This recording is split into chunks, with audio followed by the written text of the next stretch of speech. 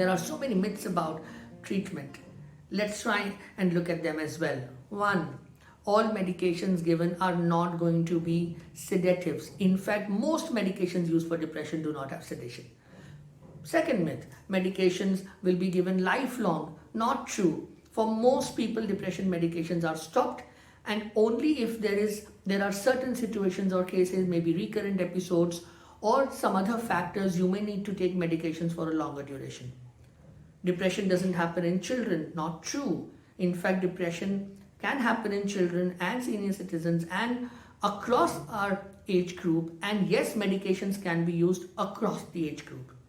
There are myths around psychotherapy as well.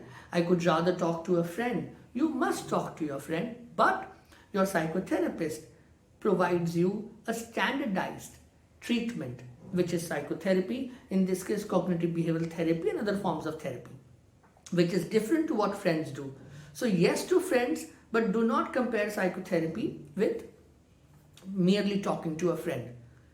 I think we all need to appreciate that if we start looking at early identification, timely intervention of depression, we'll be able to make a huge impact. By ensuring right treatment, we will significantly reduce suicidal attempts and suicides. By ensuring that we give the timely treatment, we will ensure that the cost factor, whether it is an organization, whether it is on the individual, the loss of opportunity, the struggles, they'll be largely reduced. How do we do this?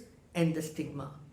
Talk about depression, talk about mental health, but talk in a sensitive, compassionate, corrective manner.